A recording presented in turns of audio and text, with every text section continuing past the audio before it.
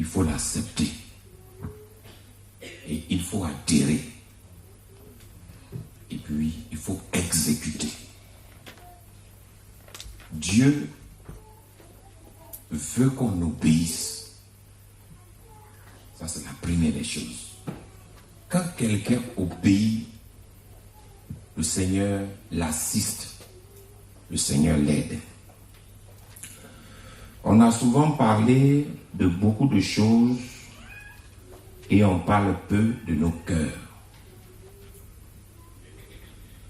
Et aujourd'hui, je voudrais parler de nos différents cœurs, mon cœur et ma vie. C'est le thème. Mon cœur et ma vie.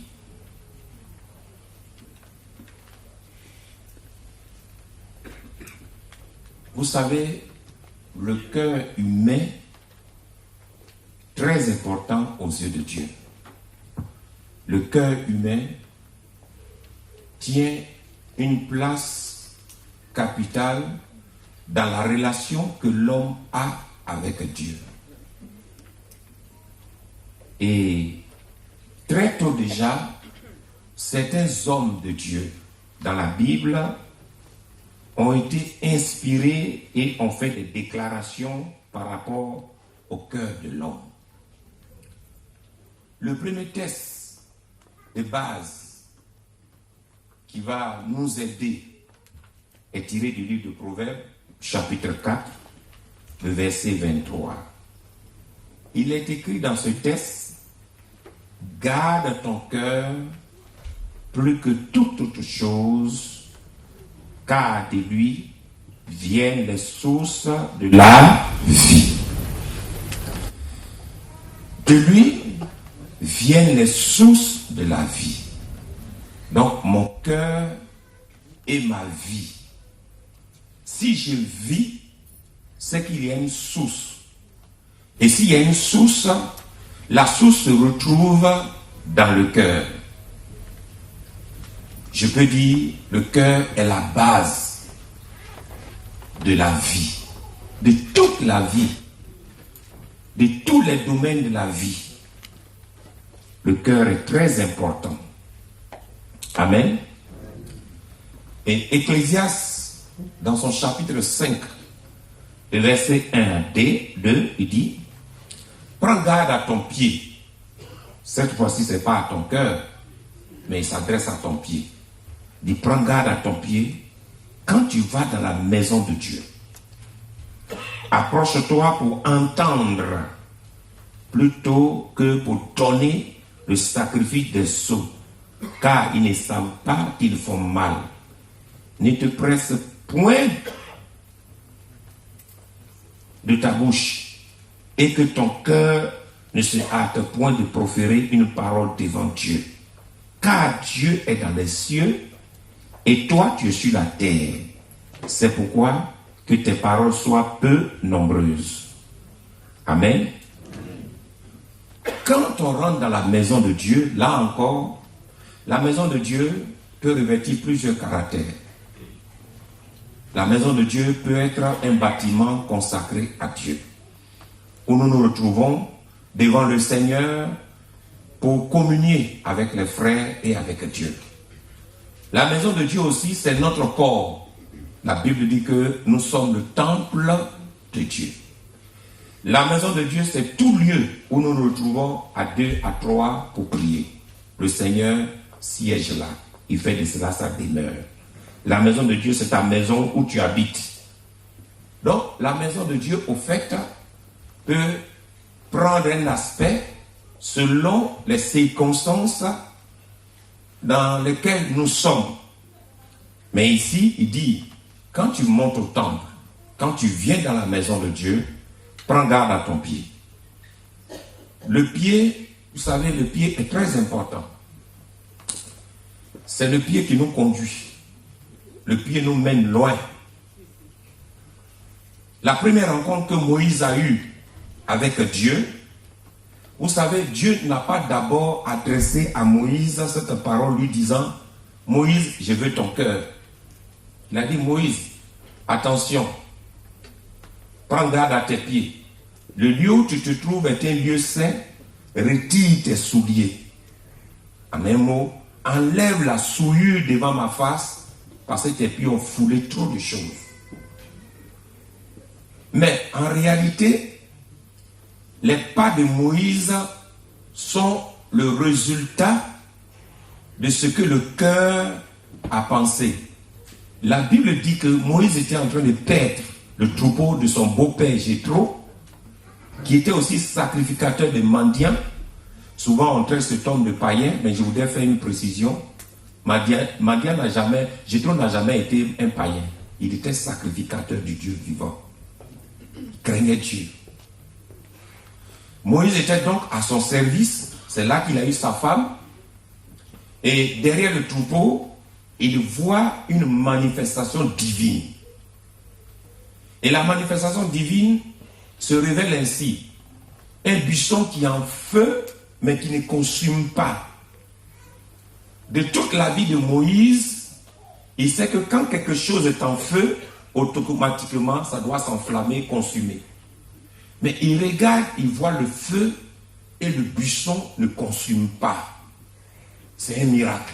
Il ne comprend pas. Je voudrais ouvrir une parenthèse avant qu'on ait continué. Je voudrais dire à chacun de nous de faire attention à nos habitudes. Plusieurs sont devenus esclaves de leur habitude. L'habitude, c'est quoi? L'habitude, c'est ce qu'on vit chaque jour. On va même plus loin, souvent on dit les habitudes deviennent une seconde nature.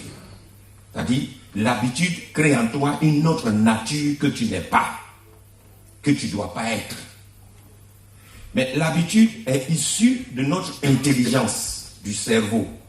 Ça ne vient pas du cœur. Je voudrais faire la différence. Nous avons vu nos parents qui nous ont éduqués. On a grandi avec ces choses. On a vécu dans des milieux où on a vécu des expériences. Tout ça forme notre habitude. Mais avec Dieu, le cœur est appelé à vivre au quotidien avec le Seigneur. Quelqu'un dit Amen avec moi. C'est pourquoi le livre de Lamentation dit: les bontés de l'Éternel se renouvellent, ne sont pas à leur terme. Pourquoi? Elles se renouvellent chaque matin. C'est-à-dire, chaque jour que Dieu fait, il y a un plan spécifique pour toi. Mais si tu n'arrives pas à découvrir cela, tu vas vivre par habitude. Tes habitudes vont te conduire. Tu seras donc auto-guidé. Or, Dieu veut nous guider par son esprit. Vous savez, dormir, on a l'habitude de dormir. On se réveille. Nous sommes tellement habitués à ça que souvent on oublie qu'il y a la main de Dieu quelque part qui agit. Amen. Amen. Il y a des femmes, quand tu leur dis, est-ce que tu peux me faire cette sauce? J'ai l'habitude de faire la sauce. Mais il y a des moments où elle rate. N'est-ce pas vrai? Vous êtes d'accord avec moi? Non, j'ai l'habitude de cuire le riz. Mais il y a des moments où le feu... Bon, d'accord. Donc vous comprenez.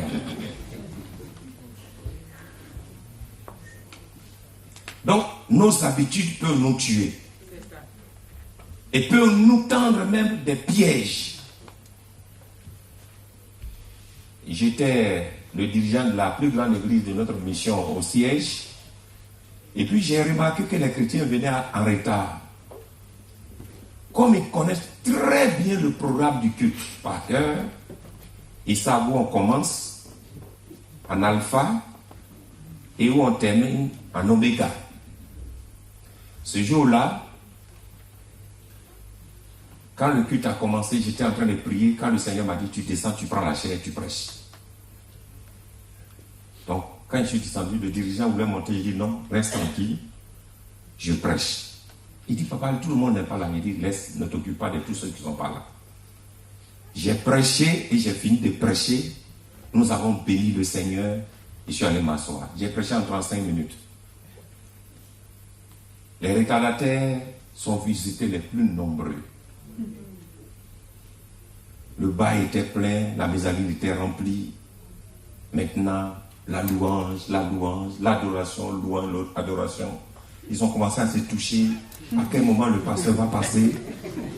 Il ne va pas prêcher. Le dirigeant monte, dit, nous allons faire nos offrandes. Ils font l'offrande. Que le Seigneur vous bénisse et bonne semaine. Chacun se regarde. Qu'est-ce qui n'a pas marché? J'ai brisé ce jour-là les habitudes des uns et des autres. Le dimanche qui a suivi, à 7h30, le culte était plein. Parce qu'on ne sait pas à quel moment le message va passer. Je voudrais encourager les pasteurs à se laisser diriger par le Saint-Esprit et à renouveler les cultes, à donner d'autres dimensions au culte. Il ne faudrait pas qu'on rentre dans des méthodes. Quand un peuple devient méthodique, ce peuple-là n'évolue pas. Mais quand un peuple est toujours renouvelé, avec des stratégies nouvelles, il y a toujours envie d'être présent devant le Seigneur et de recevoir de lui. Que Dieu nous bénisse. Donc, le cœur, la Bible dit que le cœur, notre cœur bien-aimé, est quoi? Est la source de la vie. C'est la source. Toutes les sources de la vie se trouvent dans notre cœur. La vie qu'on mène, tout ce qu'on vit chaque jour vient de nos cœurs. C'est pourquoi Jésus, lorsqu'il a été reproché, il a dit, je voudrais vous dire une chose, bien-aimé, c'est pas ce qui entre dans l'homme qui le souille, mais c'est ce qui sort de l'homme qui est un problème pour lui. Parce que dans le cœur, il y a beaucoup de sources. Et si on ne sait pas les maîtriser, notre vie peut aussi être orientée selon ces sources. Nous avons donc voulu parler du cœur, car nos relations, nos décisions, nos adorations, nos prières, on a parlé de la prière hier. Souvent on peut prier sans le cœur. Et quand on prie sans le cœur, le Seigneur n'agrée pas la prière. Il n'exauce pas la prière. Nos sacrifices, même les offrandes qu'on fait, on donne à Dieu. Quand le cœur n'y participe pas, il n'y a pas de bénédiction. Je vais vous rendre un témoignage avant qu'on ne continue. J'avais l'habitude d'offrir une certaine somme à Dieu tous les dimanches. Et ce jour-là, je suis allé au culte. Et puis j'avais une certaine somme dans ma poche. Donc la plus grande somme, je l'ai réservée pour la remettre à mon épouse à la maison pour la semaine. Pour qu'elle puisse s'occuper de la famille. C'est tout ce qui me restait. Et j'ai pris donc ce qui restait, je partais donner à Dieu. Et le Seigneur m'a dit, arrête. Je ne suis pas d'accord avec toi. Pourquoi toujours c'est ce qui est petit qui me revient et toi tu gardes la plus grande partie? Je lui ai dit, mais Seigneur, toi-même tu sais. Si je te donne ce qui est là, qui dit que la famille va manger? Et Dieu me dit, je n'apprécie pas ton offrande que tu vas me faire. C'était clair. Je n'apprécie pas ton offrande. Ça vient du cœur. Et là, c'était sérieux, je suis venu m'asseoir. Je lui dis, j'ai fait quoi? Il dit, donne-moi le reste. J'ai dit, bon, et le reste, et ce que je vais te donner, je te donne tout. Et puis le Seigneur me dit, tu es fâché? Non, vous riez, mais c'est important. Peut-être on va écouter des petits témoignages comme ça pour nous aider. Je lui ai dit, non, je ne suis pas fâché. De toute manière, ce que j'ai, c'est toi qui me l'as donné. Si tu veux tout reprendre, il n'y a pas de problème. Mais sache que tu m'as donné une femme, et tu m'as donné 4 enfants, et 3 protégés. Ils sont à la maison, c'est ce que je dois prendre pour les nourrir, que tu es en train de récupérer. Dieu m'a dit, ces enfants sont l'œuvre de mes mains. Toi-même, tu es l'œuvre de mes mains. Si je t'enlevais aujourd'hui, au moment où tu me parles là, qui va s'occuper d'eux? Allah, ça devient sérieux. Je lui ai dit, Seigneur, je me rends. Je prends le franc, je m'en vais déposer. Et il me dit, à partir d'aujourd'hui, chaque fois que tu mettras pied, toutefois que tu entreras dans ma maison, tu ne vas plus m'offrir en dessous de ce montant. Et si je n'en ai pas, il dit, cela te regarde. Mais c'est ce que tu dois m'offrir. Et j'ai commencé à faire cette offrande avec le Seigneur parce qu'il a parlé à mon cœur. Ça a commencé à diriger ma vie. Je l'ai fait pendant 1 an. La deuxième année, au moment où je m'apprêtais encore à aller, je veux le double. Bon, bien aimé, quand j'ai calculé le double qu'il m'a donné, si je dois donner mercredi, parce qu'on a 3 cultes dans la semaine, mercredi, vendredi et dimanche, ça fait plus de...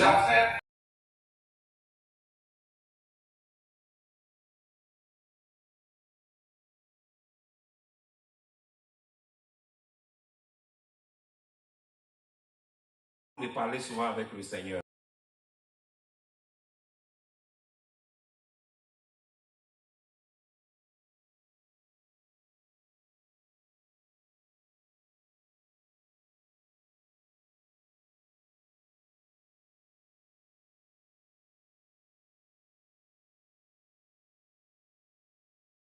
L'aspect, l'état de leur cœur. Dieu a apprécié celui qui avait le cœur disponible, le cœur ouvert, le cœur d'amour pour Dieu. C'est ce que Dieu a apprécié. Amen. Amen. Mais bien aimé, il y a un problème qui va donc s'introduire dans cette relation avec Dieu et avec notre vie. Depuis que l'homme a décidé de prendre son indépendance en permettant à sa volonté de prendre le dessus, le cœur est relégué en second plan, voire même en 3e position. J'ai parlé de la volonté. Vous savez, la volonté n'est pas forcément issue de notre cœur. L'homme est constitué de 3 parties. Il y a son corps, il y a son cœur, son âme, il y a son esprit. Amen. Et la position normale devant Dieu qui doit constituer la vie de l'homme, la position normale, c'est le cœur, l'âme et le corps. Le cœur qu'on peut appeler l'esprit, l'âme qui est l'enveloppe de l'esprit et le corps qui est l'enveloppe de l'âme. Donc, l'esprit a pour corps l'âme et l'âme a pour corps la matière, le corps qu'on a ici, qu'on peut voir. Les deux sont spirituels. L'esprit et l'âme sont spirituels, on ne les voit pas. Ils animent la matière. Vous savez que quand Dieu a créé, il a pris la matière. Donc l'homme est issu de la terre et il a soufflé la vie à l'intérieur. Et la Bible que l'homme devient une âme vivante. L'âme vivante qui anime le corps physique a reçu l'esprit qui est le cœur de l'homme. Est-ce que quelqu'un me suit très bien? Amen. Voilà. C'est pourquoi vous allez voir que quand vous lisez la Bible, il y a des moments où on parle du cœur. Mais quand on parle du cœur, il faut savoir de quel cœur il s'agit. Est-ce qu'on est en train de parler du muscle, l'organe qui est là, qui nous permet de recevoir le sang dans toutes les parties de notre corps, ou on est en train de parler du cœur qui vient de Dieu, ou alors souvent on fait référence à l'âme. Il faut faire la différence. Mais moi je suis en train de parler du côté spirituel, ce qui est venu de Dieu, qui nous fait en réalité et qui bientôt va se révéler à Dieu. Paul allait plus loin, il dit, s'il s'agit d'adorer Dieu, de célébrer Dieu, de servir Dieu, d'aimer Dieu, le cœur n'a pas de problème. Mais là où il y a le problème, c'est la chair qui ne peut pas plaire à Dieu. Le cœur, il est disposé à plaire à Dieu, mais la chair ne peut pas plaire à Dieu. Pourquoi? Parce que la chair fait alliance avec l'âme. L'âme, c'est le centre de tous nos sentiments. Tous nos ressentis se trouvent dans l'âme. Et ce que nous avons vécu des années, que nous avons accumulé, reste au niveau de l'âme. Et l'âme prend le dessus, le contrôle. C'est pourquoi un homme anormal est constitué de son âme, de son corps et de son esprit. Ça va, vous m'avez suivi? C'est l'âme qui le dirige. Et quand l'âme te dirige, il y a un piège. Tu es en danger de mort. Tu n'es pas loin de périr. Parce que Dieu n'est plus là. Amen.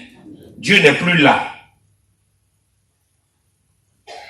Le cœur, c'est cette vie venue de Dieu. C'est pourquoi vous allez voir, le païen qui est dehors, qui ne connaît pas Christ, le non converti, il a la vie de Dieu en lui.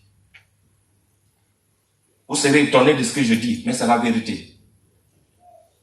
Il a Dieu en lui.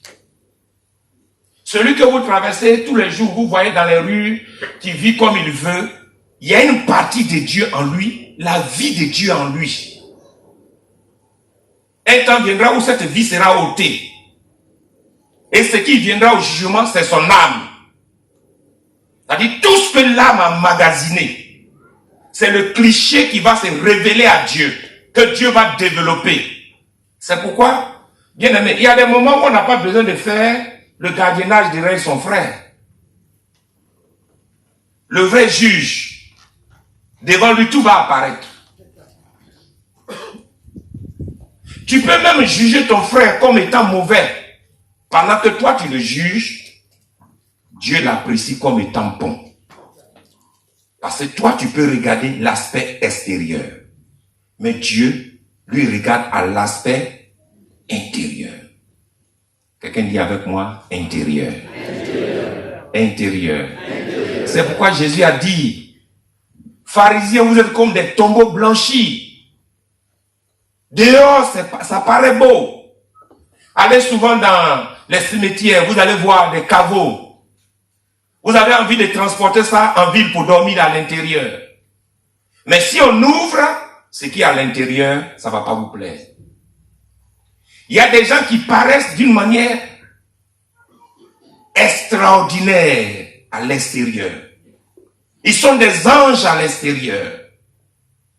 Mais à l'intérieur, ce sont des cadavres, des pourris.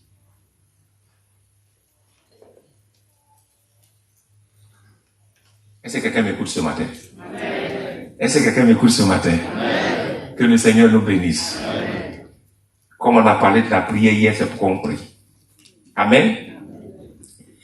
Vous savez, quand dans le livre de Genèse, chapitre 1, le verset 28, 26 à 28, Dieu a fait l'homme. La Bible dit que Dieu a dit, faisons l'homme à notre image. L'image ici, là, c'est pas ton corps. Voilà. C'est pas ton corps. Le corps que tu as là, ce sont tes parents qui t'ont donné ça. Ta maman a donné une partie et ton papa a donné une partie. Mais l'image dont il s'agit ici, c'est ce qui vient animer ton corps. Quelqu'un dit Amen là. Amen. Donc, selon notre image là, c'est pas que quand je regarde dans le miroir, c'est Dieu qui a arrêté là. Non. Ce qui a arrêté là, c'est la matière organique que nos parents nous ont donnée.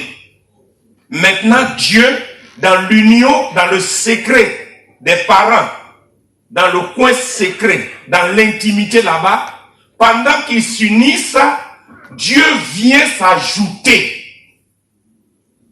Il vient s'ajouter et il donne la vie. C'est pourquoi quand Dieu refuse de donner la vie à certaines personnes, c'est pas parce qu'ils ne savent pas bien faire. Vous avez bien compris ce que je suis en train de dire? Ils font bien même plus que toi. Mais Dieu ne donne pas la vie. Cela ne veut pas dire aussi qu'ils sont pécheurs ou ils sont mauvais. Mais c'est Dieu qui décide. C'est pourquoi quand on ne comprend pas ces choses souvent, on peut souffrir devant Dieu en vain et le diable se rit de nous. Parce qu'à certaines personnes, quand Dieu a décidé que ça sera comme ça, que tu montes, que tu descends, c'est ce qu'il a décidé. Amen. Amen. Amen. Il faut comprendre donc sa volonté. Donc, faisons l'homme à notre image, selon notre ressemblance. Tel que nous sommes, il faut que l'homme nous porte en lui et qu'il puisse développer la vie céleste sur la terre. Donc, la création de l'homme, en réalité, selon la parole de Dieu, l'homme est le prolongement du ciel sur la terre. Il est le prolongement du divin sur la terre. C'est pourquoi on peut dire que l'homme est Dieu. Et on doit le dire même avec assurance. Parce qu'en réalité, nous avons reçu Dieu en nous. Bon, je vais aller plus loin. Quand on a reçu Dieu en nous, qu'on a chuté, on a abandonné, on a pris notre indépendance, la volonté a commencé à dominer, qu'est-ce qui va se passer? Dieu dit, mon esprit va plus rester en lui. Je vais réduire ses jours à 120. Mais vous allez voir que plus tard, quand Jésus va venir, il dit, il est avantageux pour vous que je m'en aille, pour que l'esprit revienne en vous. C'est-à-dire, la communion que vous avez perdue, il faut que l'esprit revienne habiter en vous, pour que vous retrouviez l'image perdue devant Dieu. Est-ce que quelqu'un m'écoute ce matin? La venue de Christ, en réalité, c'est pour nous ramener à retrouver notre position initiale, perdue dans le jardin d'Éden. C'est pour nous restaurer. C'est pourquoi il y a des mots qui accompagnent cette action. La restauration, la régénération. Est-ce que vous voyez un peu? Ces mots-là font un travail puissant en nous pour que nous retrouvons l'autorité, nous retrouvons l'image, le vrai, que nous avons perdu. Mais tout cela, c'est dans le cœur. Amen. Amen. Amen. Est-ce que quelqu'un me suit? Et vous allez voir que très tôt, comme il dit, faisons l'homme à notre image, il va associer son pouvoir à l'homme. Il dit qu'il domine. Est-ce que Dieu domine? Est-ce que Dieu domine? Ah, je ne suis pas sûr que vous dites oui. Est-ce que Dieu domine? Oui. Bon, dans dominer, on peut aussi dire qu'il règne. Est-ce que Dieu règne? Oui. Mais si Dieu règne, tu es appelé aussi à régner. Et je dis souvent à certains couples, ton premier royaume, c'est ta famille. Là où tu dois être roi, là, c'est ta famille. La reine, c'est ta femme et les enfants sont tes sujets. Mais vous voyez, nous avons reçu le pouvoir de régner. Le pouvoir de régner. C'est pourquoi quand on est en harmonie avec le Seigneur, quand le cœur est réellement au Seigneur, quand on ordonne certaines choses, quand on donne des ordres, les choses s'exécutent comme si c'est Dieu qui a ordonné. Amen. Amen. Amen. Amen. Amen. Amen. Je me souviens dans le début de mon ministère, on était allé à un programme où près de 30 000 personnes étaient assemblées. Et puis, ce jour, il a commencé à pleuvoir.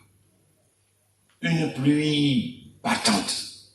Une pluie vraiment qui pouvait troubler tout le programme.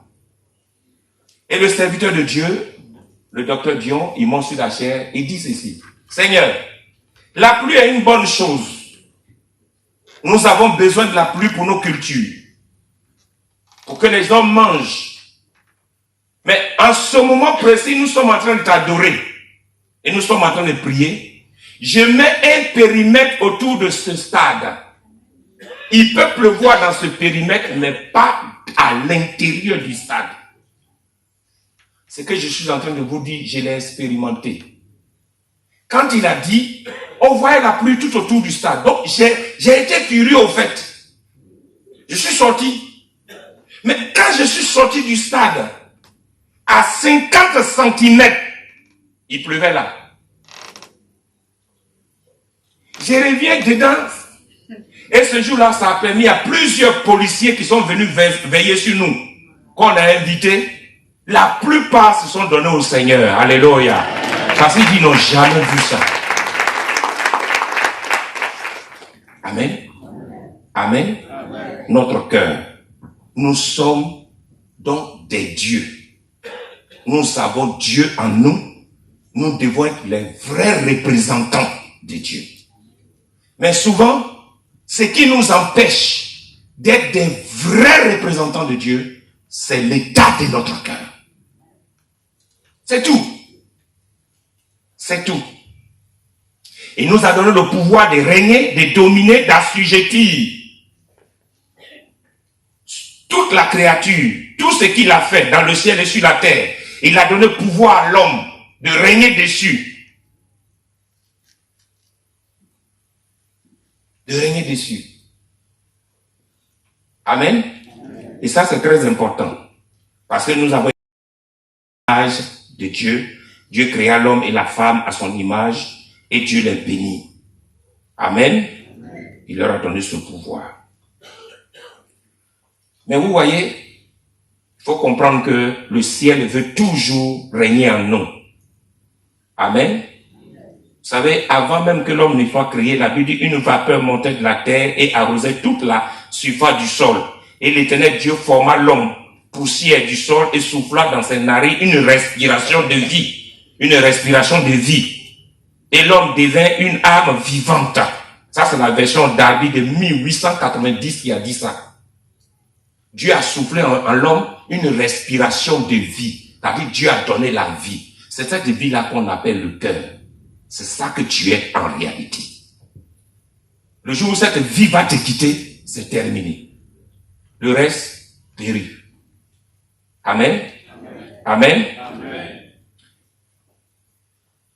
Le cœur, donc, d'origine spirituelle, il est divin. C'est une raison pour laquelle il est important de veiller sur le cœur. On dit, prends garde à ton cœur. Prends garde. Il faut veiller sur ton cœur. Parce que le cœur est le centre de prédilection du diable et de ta propre volonté. De ta propre volonté. Ta propre volonté veut combattre souvent ton cœur. Et le diable aussi veut posséder ton cœur. Parce qu'il sait que s'il possède ton cœur, s'il prend la source de ta vie, alors il t'a sous contrôle. Il te maîtrise. Il peut faire de toi ce qu'il veut.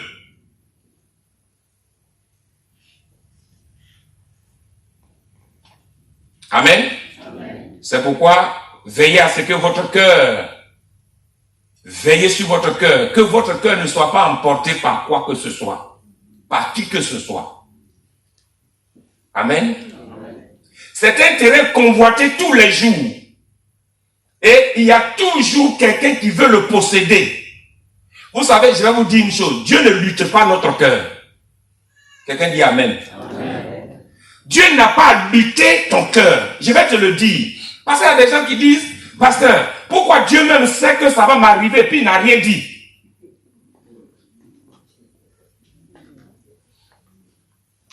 Est-ce que ce qui t'appartient, on a besoin de demander une besoin de te demander une permission pour prendre? Hein? Ce qui est à toi. Dieu sait que ton cœur est à lui. C'est ce que lui sait. Mais le problème c'est quoi? C'est que toi-même, ta propre volonté, tes désirs, tes sentiments, tes ressentis, ce que tu as vécu, les amertumes, les déceptions. Hein? Quoi encore? Les trahisons. Quoi encore? Les frustrations, tout ça, tu les accumules, tu les déposes dans ton cœur là-bas, boum. Et ça devient des bombes qui détruisent chaque jour ta relation avec Dieu. Et comme le diable sait ça, quand tu veux prier, tu fais un effort pour prier, dis, hey, tu as oublié qu'hier on t'a offensé? Tu as été trahi par ton intime là. Quelle prière tu fais? Est-ce que tu penses que Dieu t'exauce? Dieu est où? Pendant que tout cela t'arrive, Dieu est toujours à la même position. Il ne change pas, il ne court pas. Amen? Amen. Bon, c'est une petite parenthèse que je vais ouvrir. Chez nous, dans ma région, il y a un petit proverbe qu'on nous dit.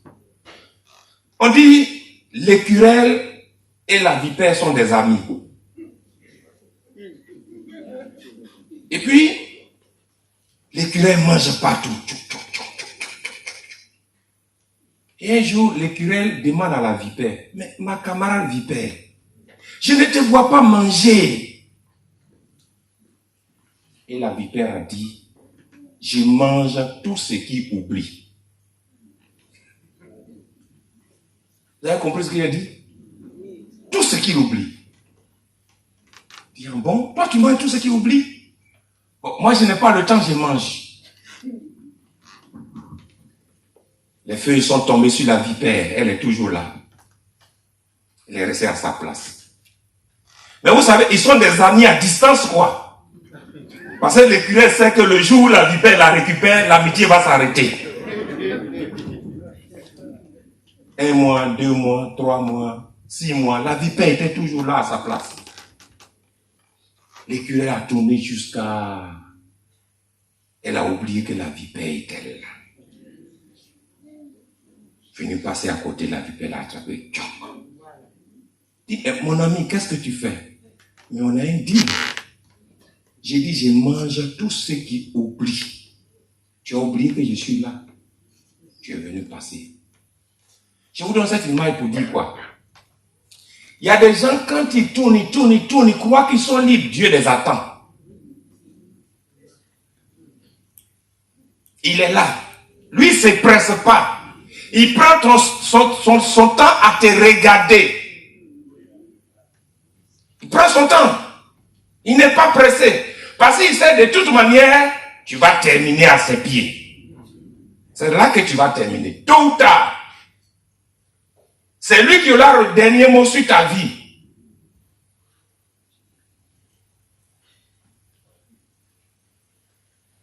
Amen. Vous savez souvent, quand vous regardez les marathons, quand on lance le marathon, il y a des milliers de personnes qui se lancent, n'est-ce pas vrai? Mais les spécialistes, ils ne sont pas pressés. Ils disent, laissez ceux-là, ils s'amusent. Quand ils vont faire 3-4 km, là, ils vont commencer à sortir un à un. Et nous qui sommes les experts, on va aller jusqu'au bout. Et généralement, c'est les Kenyans, les Éthiopiens, c'est pas ça? Voilà. C'est qu'on voit souvent. On a l'impression que leur poumon, là, il n'y a pas l'air dedans. Il court seulement. Il a 10 km, il est en train de partir. Ils ne sont pas pressés. Dieu n'est pas pressé. C'est pourquoi Dieu ne lutte pas ton cœur. Vous allez voir que, il dit, voici la mort, voici la vie. Je te conseille, pardon, choisis la vie. Et puis il s'arrête là. Maintenant, si toi tu as fait le choix, il te regarde. Tu choisis la vie, il t'accompagne. Tu choisis la mort t'accompagne. C'est voilà la vie qu'on mène. Alléluia. Amen. Alléluia. Est-ce que j'attriste quelqu'un? Non. Donc c'est un terrain convoité. Ton cœur est un terrain convoité. Et tout le monde veut le posséder. Toi-même tu veux posséder ton cœur. Tu veux être maître de ton propre cœur. Le diable veut être maître de ton cœur. Et Dieu lui-même veut régner dans ton cœur parce que tu lui appartiens. Mais souvent tu refuses. Tu n'acceptes pas.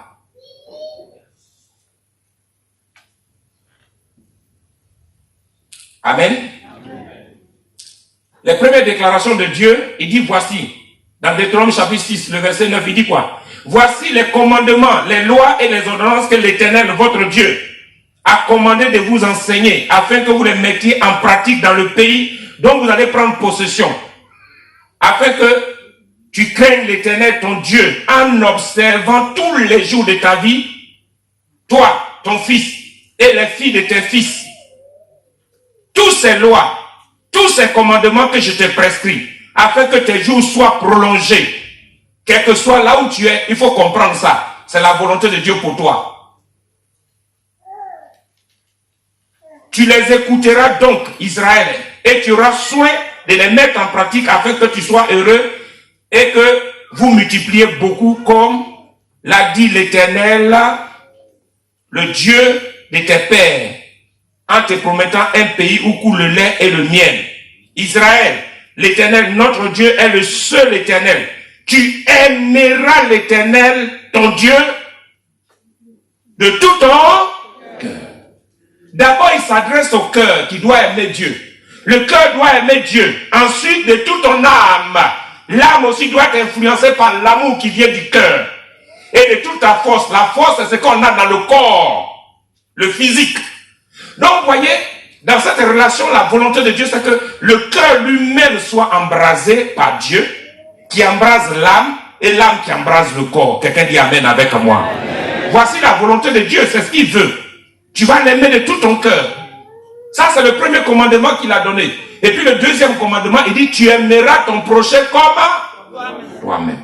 Parce que quelqu'un qui n'aime pas Dieu ne peut pas aimer son prochain. J'ai fait une démonstration au niveau de la jeunesse dans l'une de nos églises. Et je leur ai dit, bon, qui aime Dieu? Ils ont levé la main. Et puis j'ai dit, qui aime vraiment Dieu? Ils ont levé la main. J'ai dit, bon, si Dieu est en toi, que tu te mets devant le miroir, que tu vois que tu as un gros nez, est-ce que ça devait être un problème pour toi? Hein? Vous ne voulez pas répondre. Est-ce que ça devait être un problème? Non.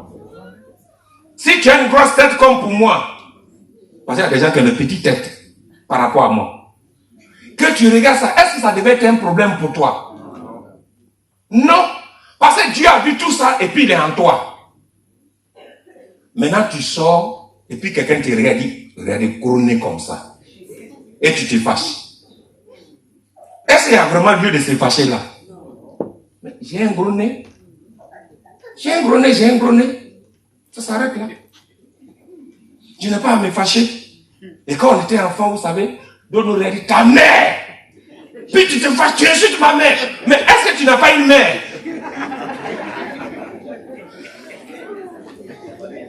Est-ce que quelqu'un me suit? À cause de ta mère qui l'a prononcé, on va aller se battre à cause de ça. Et souvent, si tu n'es pas fort, il te frappe.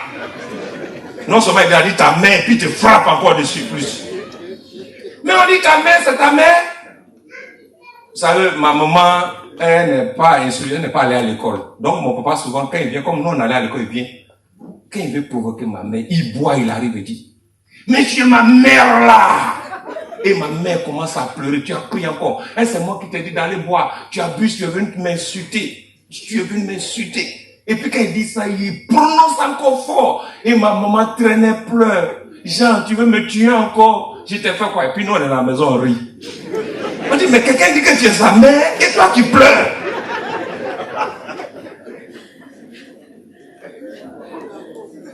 Mais vous voyez, quand on s'aime, quand tu t'aimes toi-même, tu seras aussi prêt à aimer les autres. C'est automatique. Parce que tu verras en ton prochain l'image de Dieu. C'est pourquoi la Bible dit que tout ce que vous voulez qu'on fasse pour vous,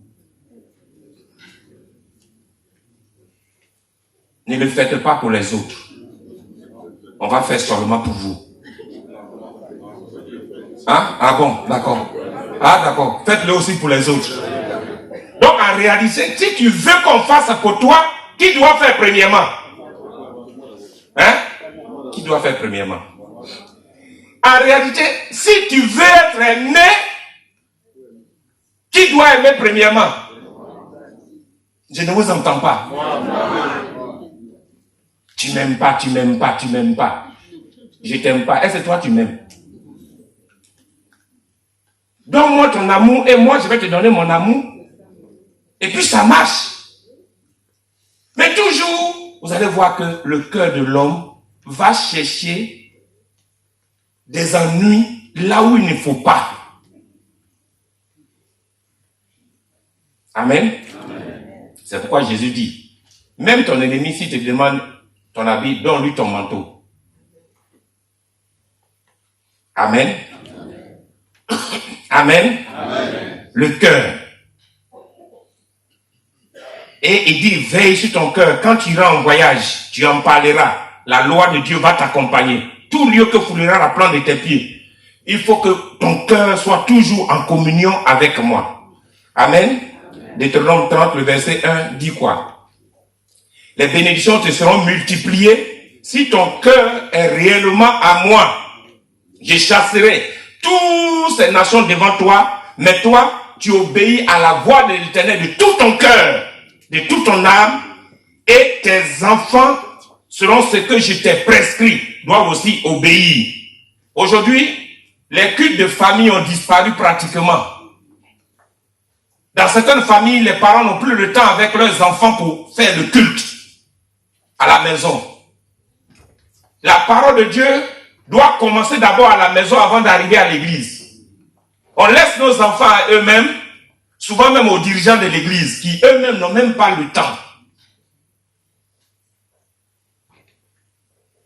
Quand un cœur a l'Éternel, tout ce qui appartient à ce cœur doit être à l'Éternel. On dit Amen. Amen. On dit Amen. Amen. On dit encore Amen. Amen. On dit encore Amen. Bien aimé, la plupart de nos souffrances, que ce soit les souffrances de la famille, familiale, financière, spirituelle, relationnelle, professionnelle, environnementale, sont toujours issues de l'état de nos cœurs. Quand Paul déclare ceci, il dit ceci: qui nous séparera de l'amour de Dieu? Il montre là une grande dimension de notre attachement à Dieu par notre cœur. Quand le cœur de quelqu'un est attaché à Dieu, selon Romains 8, le verset 35 à 39, si ton cœur est attaché à Dieu, bien-aimé, l'amour de Dieu en toi va te permettre de dominer la détresse, les tribulations, les persécutions, la famine, le dénuement, le péril, l'épée. Tu vas même pas craindre toutes ces choses. Alléluia. Amen. Parce que ton cœur est à Dieu. Ton cœur appartient au Seigneur. Quand Christ est au centre de ta vie, rien ne t'ébranle. Rien ne t'ébranle. Moi, j'ai vécu beaucoup de choses, mais à cause de l'amour de Dieu, je continue ma marche. Alléluia. Amen. Je continue ma marche. Vous savez, le jour où je me suis converti au Seigneur et des années plus tard, quand Dieu m'a appelé, je devais entrer à la gendarmerie. Je devais être un gendarme. Et puis, quand Dieu m'a appelé, j'ai tout abandonné. J'ai été formé. Donc, après la formation, je suis allé dire à mon père que je vais servir Dieu. Mon père a appelé son grand frère. Parce que lui, quand il parle à la maison, tous les petits enfants, ses enfants, tout le monde doit se taire. Et il est venu me trouver. Il m'a trouvé et dit: mon fils, j'ai appris que tu veux servir Dieu. J'ai dit: oui, je veux servir Dieu. Il dit: bon, tu sais, les pasteurs, c'est des gens qui vivent des quêtes des gens. Et tu connais ce proverbe qui dit: pauvres comme les rats d'église. C'est-à-dire, les rats même qui sont à l'église là sont pauvres. Tellement que les gens qui sont à l'église eux-mêmes sont pauvres, donc les rats sont pauvres. Donc, renonce à ça. Je ne t'empêche pas d'aller à l'église, mais je voudrais que tu ne sois pas pasteur. Continue la voie que tu es en train de suivre. Alors, voici un chèque. Il signe le chèque. Il m'étend le chèque. Il dit: mets le montant que tu veux, va prendre l'argent. Je vais lui donner un proverbe de chez nous. Comme il ne comprend pas la Bible, je lui ai dit: papa, tu sais que chez nous, il y a un esprit. Quand il tombe sur quelqu'un, même si tu es en France, tu ne sais pas comment tu te retrouves au pays pour aller le servir. Il dit: oui, ça existe, c'est vrai. Moi, j'ai vu de mes yeux. Je dis: est-ce que quand ça est sur la personne là, est-ce que la personne fait sa volonté? Il dit: non. Et l'esprit te prend, il t'emmène en brousse, il fait de toi ce qu'il veut. Il dit: ah, d'accord, papa, Dieu est tombé sur moi.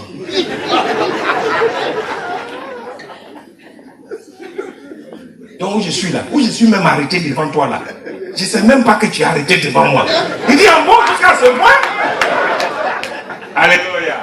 Mon cœur est saisi par Dieu. Tout ce que tu es en train de dire, ce n'est pas mon problème. Il ne sait pas comment j'ai lutté, j'ai souffert. J'ai dit à Dieu non, non et non et non. Moi, je ne veux pas être pasteur. Pasteur. Moi, je vais aller chercher pour donner au pasteur. Là, ils vont venir chez moi de temps en temps. Et un jour, j'étais assis, j'ai prié un peu, mais les yeux ouverts. Et le Seigneur me montre une vision où la terre est en train d'être détruite. Et le Seigneur me dit, tu vois, la terre, tout ce qu'elle possède là, c'est du feu qui les attend. Et si tu t'attaches à ce que la terre possède, c'est le feu qui va t'emporter. Il dit, quoi? Seigneur, et voici. Qui nous séparera de l'amour de Dieu? L'amour de Dieu se trouve logé dans notre cœur, pas dans notre âme, mais dans notre cœur. Quand le cœur est saisi par l'amour de Dieu, tout ce qui se passe autour de toi, tu les domines. Et il dit, nous sommes plus que vainqueurs. C'est ce même Paul qui dit, si quelqu'un est en Christ, il est une nouvelle créature. C'est-à-dire, ce qui a dominé ton cœur jusqu'aujourd'hui disparaît et le nouveau maître, le maître officiel, celui à qui tu appartiens, prend ta vie, il te transforme. Il fait de toi une nouvelle création. C'est pourquoi c'est pas normal que quelqu'un se convertisse et garde encore son caractère. La colère là, ça vient de mes parents. Mon père est colérique. Ma mère est colérique. C'est tout, c'est eux qui m'ont transmis ça. Mais Jésus, quand il rentre dans une vie, il bouleverse les caractères. On dit Amen. Il brise tout. Et puis il nous donne une nouvelle nature. C'est ça qui te différencie des autres qui sont dehors, qui n'ont pas le Seigneur.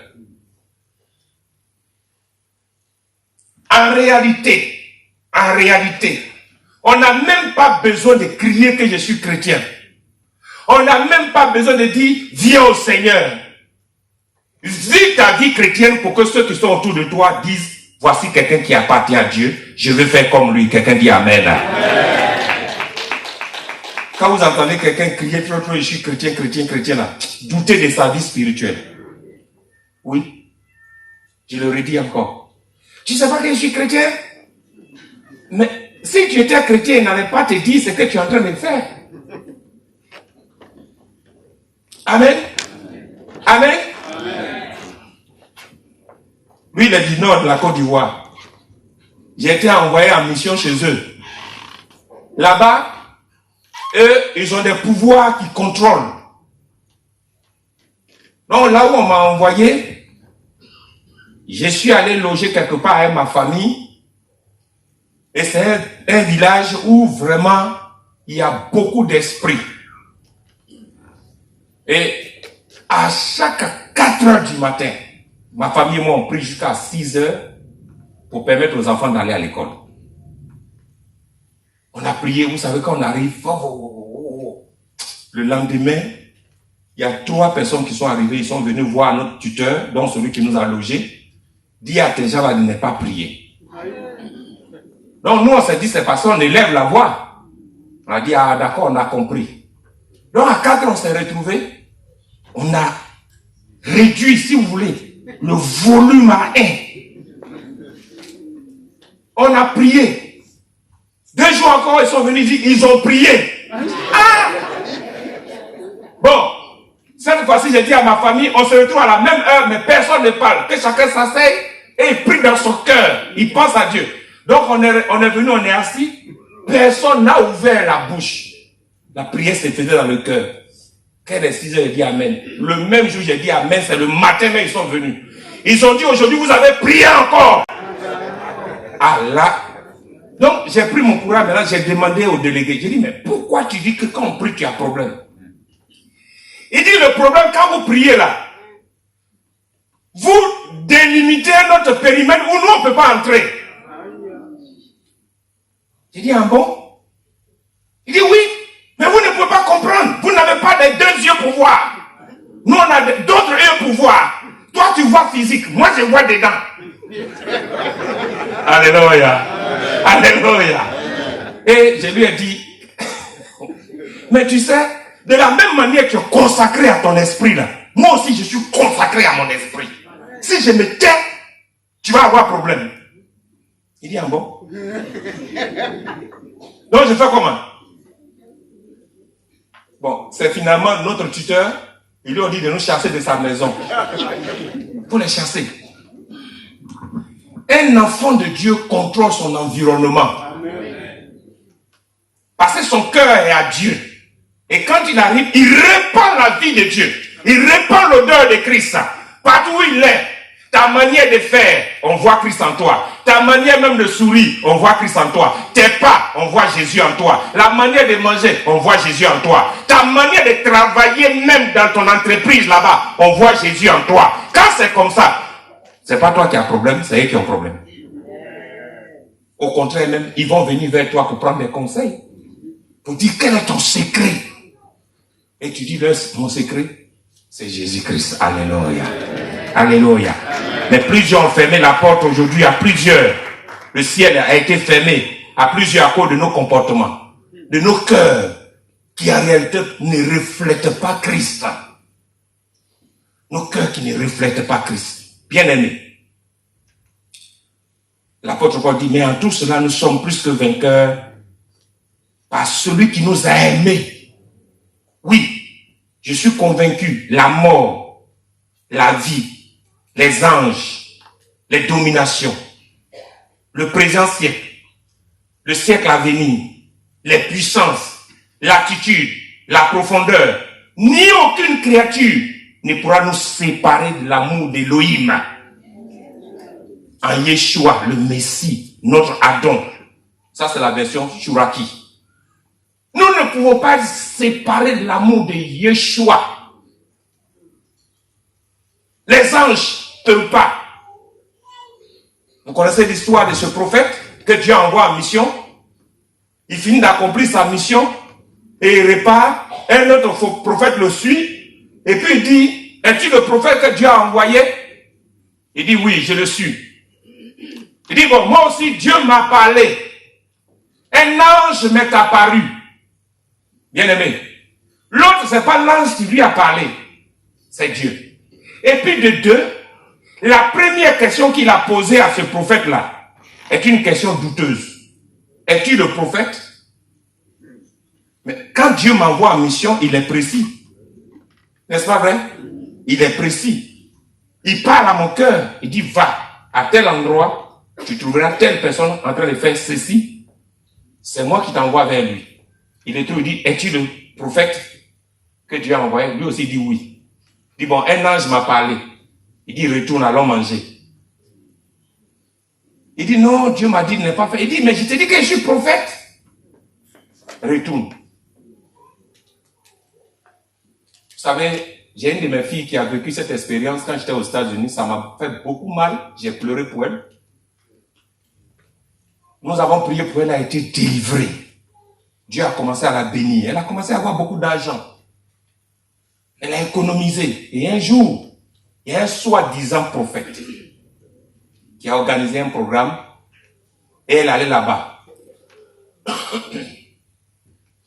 C'est pas tous les ainsi parle l'Éternel là qui viennent de Dieu.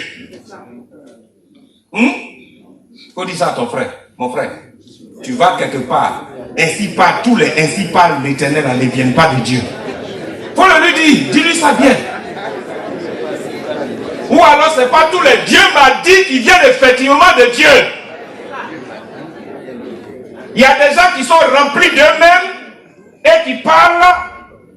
Ok.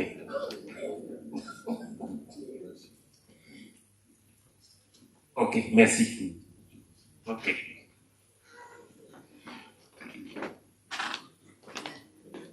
Merci papa. Que Dieu te bénisse. Il dit de prendre un peu d'eau pour que je sois encore fort. Amen. Alléluia. Amen. Alléluia. Amen. Bien aimé, c'est pas le... Dieu m'a dit. C'est pas tout qu'il faut suivre. j'ai vu.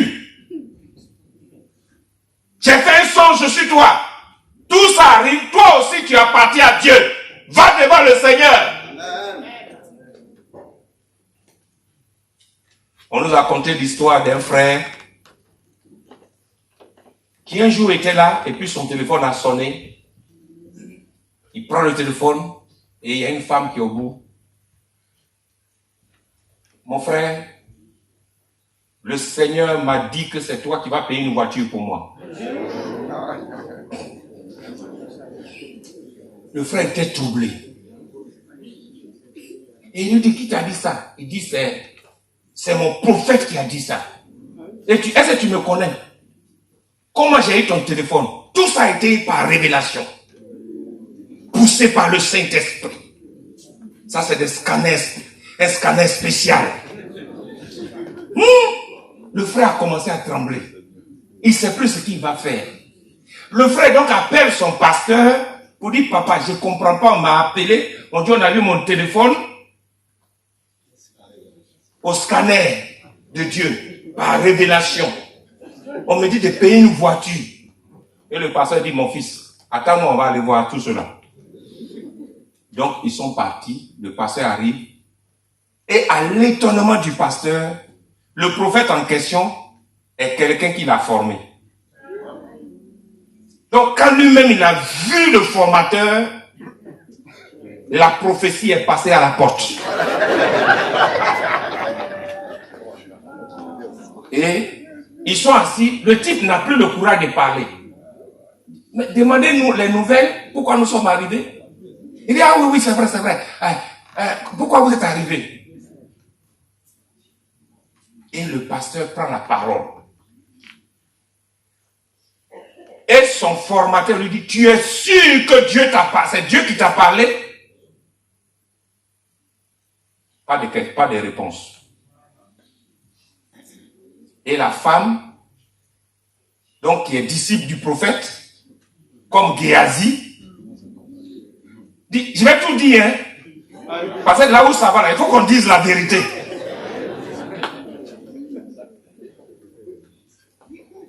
La prophétie sera dénoncée maintenant.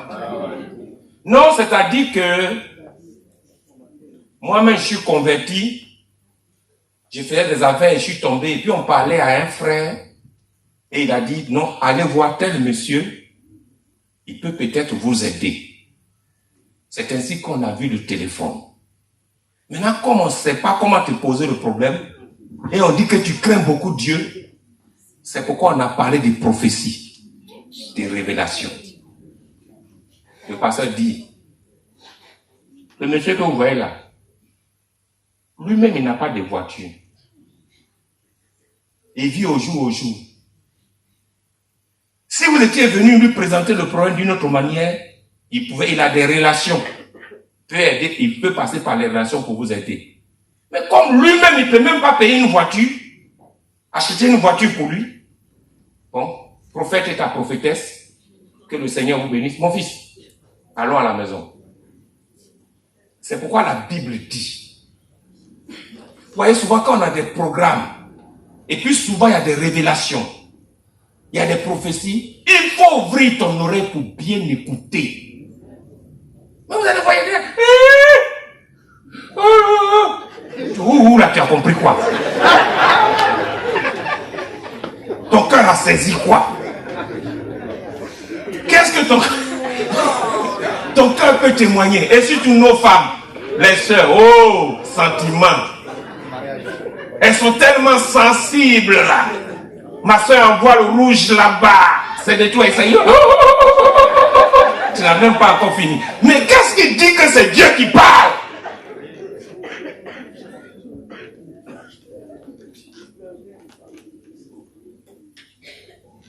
Et aujourd'hui, l'Église et Dieu, au lieu de rester attachés au Seigneur, à son amour et à sa parole, nous avons quitté l'essentiel pour nous lancer dans des sentiments, dans des choses qui n'ont rien à voir avec Dieu.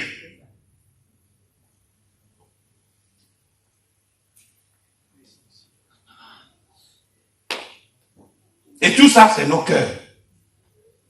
On a tout le problème avec le cœur. savez, mon papa, il m'a fait quelque chose que je n'ai jamais oublié. Jusqu'au jour où un jour, j'ai demandé à Dieu de me guérir. Et Dieu m'a dit, avant de te guérir, tu as besoin d'être guéri de la douleur de ton père. Va demander pardon à ton père. Et moi, je vais te pardonner. Je suis allé voir mon père, on s'est assis, on a commencé à causer. Et mon papa a fait sortir le carnet. L'histoire s'est passée en 1974. Il a écrit ça. Et c'est en 1994, 20 ans après, il avait le carnet de ce qui s'est passé dans sa poche tous les jours. Parce qu'il s'est dit, un jour, mon fils va se venger. Effectivement, j'étais prêt à me venger. Ça allait me pousser dans beaucoup de choses. Bon, comme je ne suis pas là pour mon témoignage, Christ m'a saisi au bon moment. Et je lui ai dit, papa, je suis venu te dire que je te pardonne. Mon père s'est jeté à mon cou, il a pleuré. C'est ça qui l'a amené au Seigneur. Et il est converti, il est mort dans le Seigneur, il est allé au ciel. Amen. Amen. Le cœur, quand il est réellement planté dans le Seigneur, qu'il puise sa sève en Dieu, il demeure inébranlable. C'est pourquoi vous allez comprendre que l'action de Jésus-Christ dans sa mission, dans cette mission parmi les hommes, Jésus a révélé beaucoup de choses. Non seulement il est venu réconcilier les cœurs avec Dieu, c'est pourquoi dans son programme, vous allez voir que dans Luc 4, la partie du verset 18, il dit quoi? Je suis venu pour guérir les cœurs brisés, les cœurs qui sont allés en lambeaux, qui ne peuvent plus s'unir, le cœur qui ne peut plus s'unir pour adorer Dieu, reconnaître Dieu. Je suis venu pour le guérir. Il est venu pour réconcilier l'homme avec Dieu. Il est venu pour renouveler le cœur qui est perdu. Il est venu rétablir l'image d'origine. Il est venu réparer les cœurs. Alléluia. Et restaurer l'homme. Amen. Amen. Dans 2 Corinthiens 5, 16 et 19. Ainsi, dès maintenant, nous ne connaissons personne selon la chair. Et si nous avons connu Christ selon la chair, maintenant nous ne le connaissons plus de cette manière. Si quelqu'un est en Christ, il est une nouvelle créature, les choses anciennes sont passées, voici toutes choses sont devenues nouvelles. Et tout cela vient de Dieu, qui nous a réconciliés avec lui par Christ, et qui nous a donné le mystère de la réconciliation. Car Dieu était en Christ, réconciliant le monde avec lui-même, en n'imputant point aux hommes leur offense, et il a mis en nous la parole de la réconciliation. Jésus est venu nous réconcilier avec Dieu. Amen. C'est le travail qu'il est venu faire. C'est-à-dire qu'il est venu récupérer notre cœur pour le mettre dans les mains de Dieu.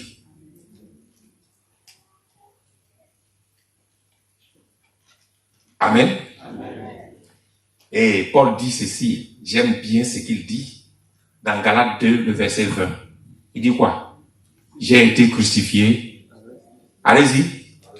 J'ai été crucifié avec Christ.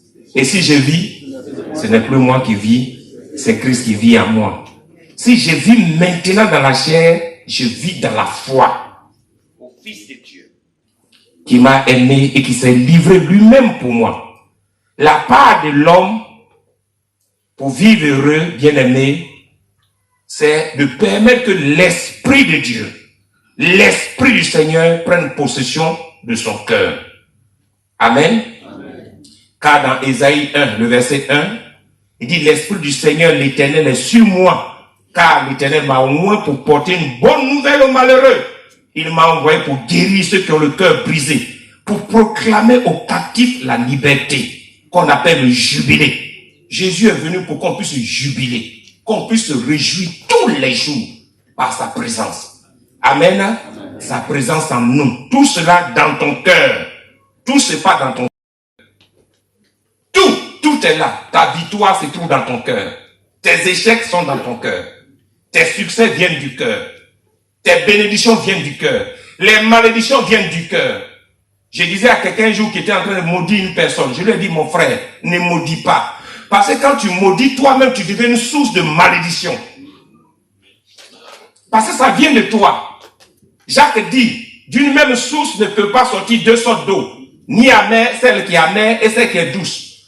Donc si en toi, il sort quelque chose d'amer, ça veut dire que toi-même, tu as en toi une source d'amertume que tu répands.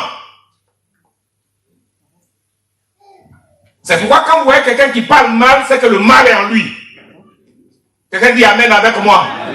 Dites-le encore plus fort, Amen. Quand quelqu'un parle mal à son prochain, il a une parole dure, cruelle. C'est qu'il a la cruauté en lui. C'est qu'il est colérique. Il y a une source de colère dans son cœur. C'est pourquoi le Seigneur dit, on reconnaîtra chacun par son fruit qu'il répand. Parce que nous sommes tous des arbres et les autres doivent manger nos fruits. Tu es un arbre que Christ a planté et il donne ton cœur et le saisit. Et les fruits que tu portes là, quels sont les fruits qui sortent de toi qu'on doit manger? Quels sont les fruits qu'on doit manger de toi? Homme de Dieu, femme de Dieu, ouvrier, peuple de Dieu. Quels sont les fruits qui sortent de nos cœurs?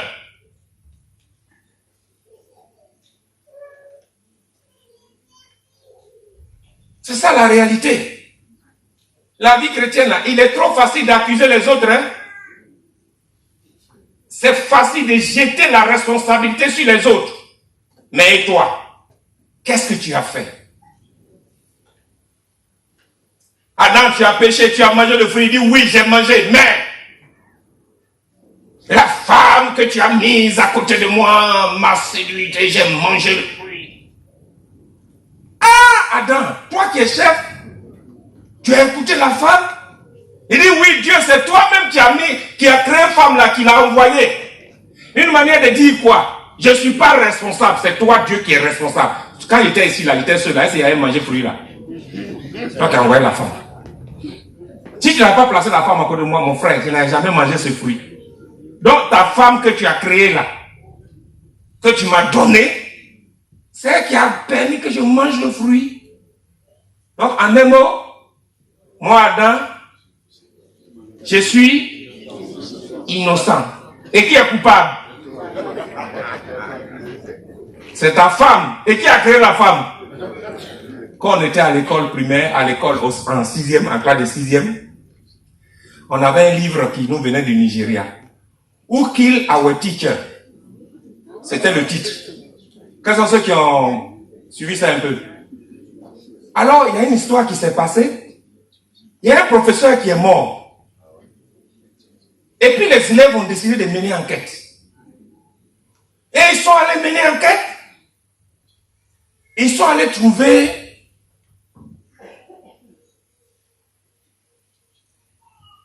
le singe qui est monté au cocotier et qui a laissé la noix de coco tomber et le professeur est mort. On demande au singe, le singe dit non, ce n'est pas moi. J'étais tranquille en bas là, en train de ramasser mes choses quand il y a eu un chien qui est venu se jeter sur moi. Il dit ah bon? Chien, pourquoi tu as fait ça? Le chien dit ah non, en aucun cas ce n'est pas moi. J'étais couché en train de prendre de l'air quand les fourmis m'ont envahi. On va trouver les fourmis. Mais les fourmis, pourquoi vous avez envahi le chien? Les fourmis disent ce n'est pas nous. Nous étions tranquilles dans le bois, en train de ronger le bois, quand on nous a mis au feu. Et comme on avait problème avec le feu, nous sommes sortis du feu par les autres côtés et allés. Nous, on était en train de nous chercher, en train de nous mettre en abri. Quand le chien a été effrayé, et le chien a effrayé le singe, et le singe est monté au cocotier, et la noix de coco est tombée. Bon, qui a mis le feu au bois? C'est la femme du professeur.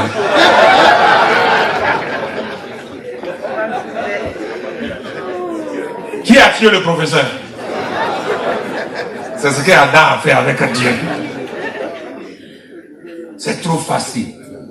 Tout ce qui nous arrive, c'est qu'on a une part de responsabilité quelque part. Si on parle mal de toi, il faut te remettre en cause. C'est qu'il y a quelque part quelque chose qui ne va pas. Si on te calomnie, prends soin pour t'examiner. C'est que quelque part, il y a quelque chose qui ne va pas.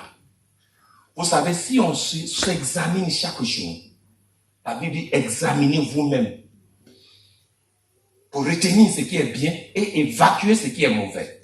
Si on le fait, la grâce de Dieu sera toujours sur nous. Amen. Amen. Je vais chercher à conclure parce que je sais que il y a certaines personnes qui ont commencé à avoir quelques coups dans le ventre et à cause de leur âge, on va permettre à ce qu'on arrête aussi pour qu'ils puissent aussi aller manger quelque chose. Vous êtes d'accord avec moi? Jésus est venu publier l'année des jubilés. Il dit qu'il est venu consoler les affligés. Il est venu pour nous donner un vêtement de louange. Un vêtement de louange. Un vêtement nouveau. Pour relever l'esprit abattu. Amen. Et qu'on nous appelle serviteurs de sa gloire. Il faut donc accepter de sortir de l'esclavage du diable. Et de l'esclavage de notre cœur. De nos habitudes. De nos déceptions. Il faut sortir de tout ce qu'on a connu qui nous font la guerre. Qui nous empêche de nous épanouir. Qui nous empêche de rester debout devant le Seigneur. Alléluia. Vous savez, Paul prêchait et on l'a jeté en prison. Vous connaissez l'histoire. Dans le livre de Actes chapitre 16, le verset 22 à 30. Vous connaissez l'histoire. La Bible dit que quand on les a arrêtés, on les a mis en prison. Et dans la prison de la prison, et on les a attachés, liés aux pieds. Ils lui ont mis des fers. Fers aux pieds, aux bras. Une prison dans la prison avec les portes verrouillées. Comme le cœur de Paul n'était pas en prison, il est un homme libre. Lui et Silas ont commencé à louer Dieu. Quelqu'un dit Amen. Amen. Ils ont commencé à louer Dieu. Et leur louange était tellement puissante. Dieu a agréé ce qui se passait. Il a aimé leur communion. Parce que ça venait du cœur. La Bible dit, le Seigneur a ordonné à ses anges de descendre et de branler les fondements de la prison. Alléluia. Amen. Les chaînes ont sauté. Les portes des prisons ont sauté. Les verrous ont sauté. Au point que le geôlier qui était là, il allait se pendre. Parce qu'il dit, moi je suis mort parce que tous les prisonniers sont sortis. Mais ce qui est extraordinaire, la louange de Pierre, de Paul, pardon.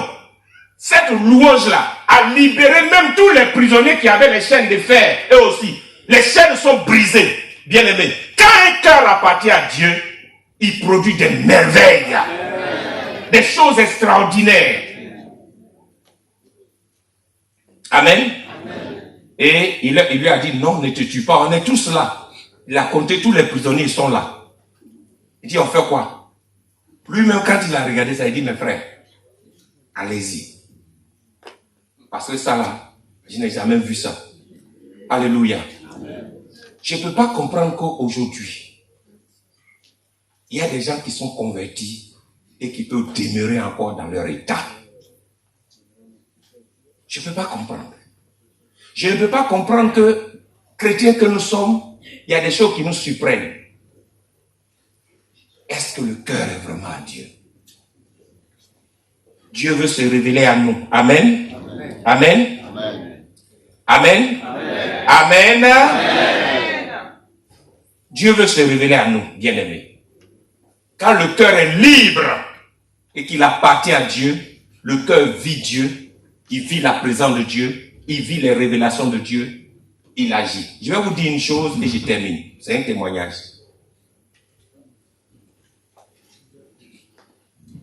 Quand je me suis converti, vous savez ma conversion, comment elle est venue? D'abord,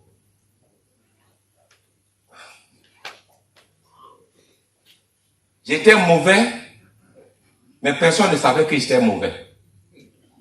Le jour où mon professeur de français m'a vu en train de prêcher, il était venu au culte. Il m'a vu prêcher les disciples, il dit, quoi Basile? Toi tu prêches aujourd'hui? J'ai dit, oui monsieur. Il dit, mais c'est pas possible. Voyou sérieux. C'est comme ça qu'il m'appelait. Il m'appelait voyou sérieux. Est-ce que ça peut marcher ensemble? Un voyou qui est sérieux. C'est-à-dire pour moi, quand j'ai fait là, tu sais pas. Mais lui, il connaissait ça. Un jour, on allait à notre bal de fin d'année. Ils nous ont pris tout. Ils nous ont pris de l'argent. On était tous boursiers là. Donc, ils nous ont pris de l'argent. Il y avait des bourses que l'État nous donnait. Ils ont récupéré. Puis, ils ont fait une fête pompeuse. Et ils disent que nous, on ne va pas manger le repas. J'ai dit à mon groupe, il n'y a pas de problème. On ne mangera pas le repas. Mais eux aussi, ils ne mangeront pas. Ils ont fait un méchoui terrible. Avec des grillades. Au moment où ils dansaient, ils coinçaient les petites filles dans le bal là-bas. J'ai dit à mon groupe, opération spéciale, enlèvement du méchoui et de tout ce qu'il y a.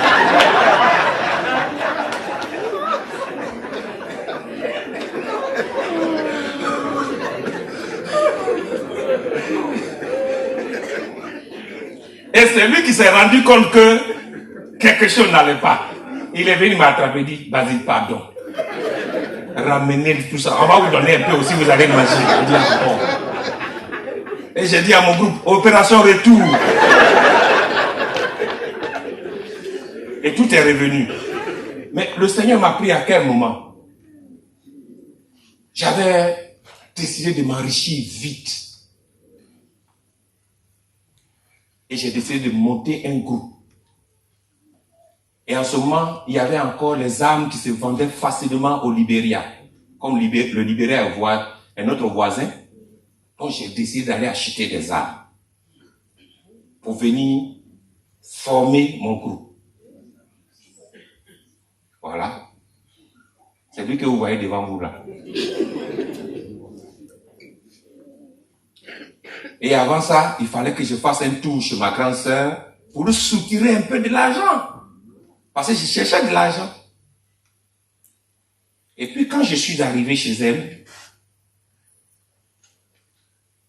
dès que je suis entré chez elle, je savais où elle gardait l'argent. Dès que j'ai mis le pied, l'esprit qui est en moi là, a dit, voici où elle met tout son trésor. Elle avait des bijoux en or, beaucoup de choses. Mais elle venait de se convertir. Elle a été emmenée au Seigneur par celle que je suis, qui s'appelle Florence. Et Florence a emmené Jeanne, qui est l'aînée. Et c'est au pied des deux que me suis converti au fait. Et puis, j'ai dit, mais c'est fini. Je vais soutirer tout ça. Puis je vais partir. Mais quand je décide d'aller prendre l'argent, il y a comme une force qui me lie. Elle peut aller faire la garde, parce que c'est une sage-femme. Elle peut aller faire la garde 2 jours. Quand elle revient, je n'ai même pas la force d'entrer dans sa maison. Pourtant, je sais où l'argent se trouve. Mais un jour, j'ai pris mon courage. Je suis entré. J'ai regardé le coin. Elle a superposé les liasses d'argent là comme ça. Je regarde l'argent. C'est comme s'il n'y a pas de vie en moi. Mais qu'est-ce qui se passe dans cette maison? D'accord, je reviens. Et sur le réfrigérateur, elle a mis les autocollants. J'ai visé juste. J'ai choisi Jésus. Et toi? Donc chaque fois que je vais boire de l'eau, je dois lire. Donc quand ça m'énerve, j'enlève. Je ne sais pas si elle avait un paquet dans sa maison. Le matin, je me lève, c'est collé.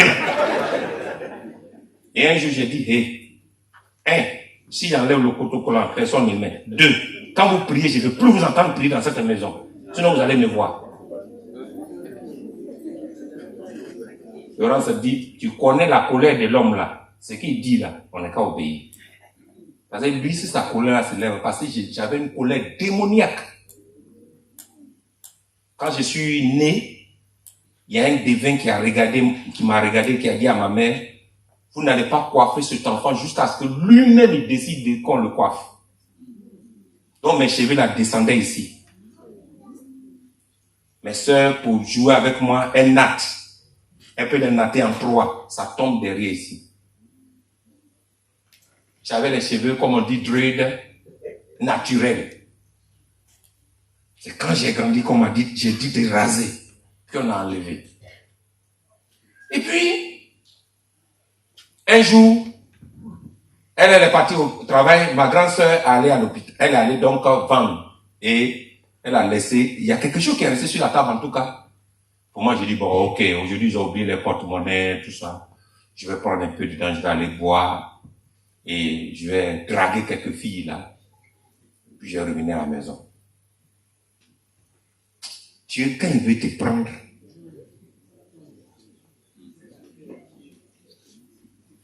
oh, ce que j'appelais porte-monnaie, c'est un petit Nouveau Testament. Les petits Nouveaux Testaments Gédéon bleu là. Où il y a les psaumes et puis Je viens, je prends le livre. Pour moi, je suis en train d'ouvrir pour voir si l'argent. C'est quand j'ai ouvert, maintenant que les écailles sont tombés de mes yeux, je me rends compte que je tenais un livre en main. Et je tombe sur quoi? 2 Corinthiens 5, 17. Si quelqu'un est en Christ, il est une nouvelle créature. J'ai arrêté même. Quand j'ai lu une nouvelle créature, j'ai arrêté. Mais quand j'ai arrêté, je lève mes yeux. J'étais assis face à la porte. Maintenant, il y a un mur. Donc, la table à manger fait face au mur. J'étais donc à l'autre mur, derrière la table à manger. Je regarde la porte et je regarde le mur. Mes regards étaient fixés sur le mur. Là, il y a un écran qui est descendu devant moi. J'ai commencé à assister à ma naissance. Je me vois sortir de ma mère. Ma mère m'accouche. Toutes les pratiques qui ont été faites, je commence à les voir. Et j'ai grandi. Et je vois, j'arrive à l'âge que j'ai. Mais je vois un œil gigantesque qui est à côté de moi et qui me dit, c'est moi qui te conduis. Tu vois comment je suis grand? Je sais tout d'avance. Mais je n'étais pas satisfait. Mes larmes ont commencé à couler. J'ai pleuré sans m'en rendre compte. Et je prends un chemin dans cette révélation, j'arrive à un carrefour. Un chemin, il y a un qui va à droite, l'autre va à gauche. Je ne sais plus quel chemin il faut prendre. Je suis arrêté. Doit-il aller à gauche? Dois-je aller à droite? Je suis là. Ceux qui arrivent me dépassent, d'autres vont à gauche, d'autres vont à droite. Je dis, mais ceux-là, qu'est-ce qu'ils ont? Moi, je me pose la question, et puis eux, ils s'en vont. Maintenant, je prends du temps, je regarde le chemin qui va à droite. Je regarde le sommet au bout là-bas. Il y a la lumière, une belle cité, pas possible. L'éclat de cette cité, je ne sais pas quelle ville qui est comme ça sur la terre. Dieu m'a fait grâce de voyager un peu seulement. Je n'ai pas encore eu de ville comme ça. Le Seigneur, quand je regardais, c'est comme s'il a fait grand format sous mes yeux. Je voyais les rues de cette cité en or. Et les gens qui étaient déjà étaient transparents. C'est-à-dire que tu pouvais les regarder de travers. Donc mon cœur a décidé d'aller là-bas. Mais quand l'image est passée, mon œil est allé de l'autre côté. Là, c'est un lac de feu. À perte de vue. Je ne savais pas s'il y a un fond. Les gens criaient. Et bizarrement, ce côté a commencé à m'attirer. C'est comme, j'étais sur un tapis roulant maintenant, qui a commencé à m'apporter. J'ai dit, non, je ne vais pas là-bas. Non, non, je ne vais pas. Je vais aller de l'autre côté. Qui m'écoutait? Quand j'ai fait la moitié du chemin, je vois le Seigneur qui apparaît.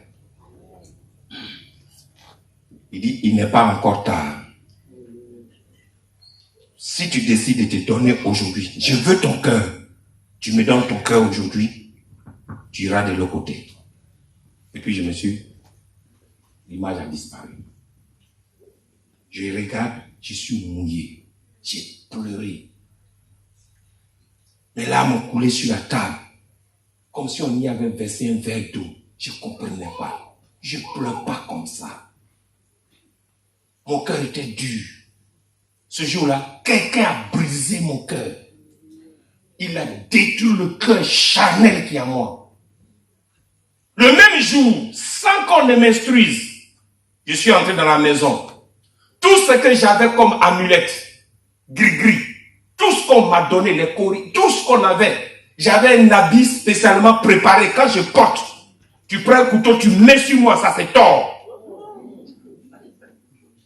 Tout ça, j'ai pris. J'ai tout ramassé. Il y avait un autre que je mettais dans ma poche. Je l'accroche à ma ceinture et je mets ici. Quand un danger arrive, ça me sert. J'ai ramassé tout ça. Sans oublier les potions que j'ai bues. Tout ça, j'ai commencé à penser à ça. J'ai commencé à pleurer. J'étais devenu malheureux. J'ai tout ramassé le même jour. Je n'ai pas dit 2 jours après. Je suis venu dehors. J'ai pris du pétrole. Je les ai rassemblés. J'ai dit, vous, je vous ai servi durant des années. Voilà quelqu'un qui dit d'aller le servir. J'ai mis le Nouveau Testament là. Vous deux, je vais voir qui est fort. Le même jour, il y a des gens qui disent la conversion prend du temps. La conversion, c'est un miracle que Dieu opère dans la vie de quelqu'un. Alléluia. C'est un miracle que Dieu opère. Et quand il opère, il faut maintenant entretenir ça. Sinon, la conversion part un jour. C'est pas plusieurs processus. C'est une seule fois que ça vient. C'est comme la naissance. On ne naît pas plusieurs fois. Le jour où tu es venu au monde, on t'a donné un nom. Donc, bon, comme c'est la Bible que j'ai lue et puis mon cœur a été touché, j'ai eu peur d'abord un peu quoi. Donc, je n'ai pas commencé avec ça. J'ai dit, bon, lui, il m'a parlé, il dit que quelqu'un en Christ devient une nouvelle créature. Dieu n'est pas là, je ne le vois pas, mais je crois que c'est lui qui a parlé. Bon, toi, je te prends en dernière position. J'ai réuni tous les fétiches là. Et le dernier que j'avais, le monsieur a dit, tu vois ça là, si on met dans le feu, ça sort. Et ça s'arrête. Et il a fait la démonstration devant moi. Je l'ai déposé. J'ai versé le pétrole. J'ai pris l'allumette. Pouf. J'ai dit, si vous êtes fort, sortez du feu. Parce que moi, je ne veux pas aller dans le feu là que j'ai vu. Donc, je commence à mettre le feu sur vous. Si vous êtes réel, sortez. Mes frères, il n'y a même pas un qui a bougé un peu. Je suis là et puis il consume.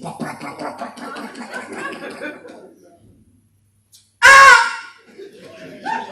Donc, vous n'êtes rien alors. Il y avait un là. Non, le diable, quand il devait te tenir esclave, quand je le porte, une femme qui est dans cette période ne doit pas me toucher. Si elle me touche, ça ne s'arrêtera plus. Toute sa vie, c'est comme ça, elle va être. Ça fait que quand une femme est dans cette période, je sais qu'elle arrive, elle dit, va loin. Elle dit, à quoi? Je dis, mais tu es dans la chose? Mais comment tu sais? C'est le démon là qui est là. Il est tout brûlé. Je prends la Bible. J'ai dit, mais eux, ils ont brûlé. Est-ce que toi, j'ai besoin de te brûler? Et il y a une voix qui dit, moi, je brûle le cœur de l'homme. Alléluia. Alors, brûle mon cœur. Enlève toutes les impuretés qui sont en moi.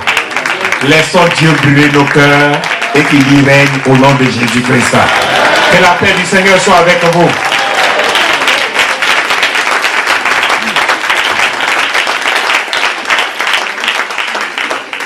Dieu veut notre cœur. On peut se tenir debout.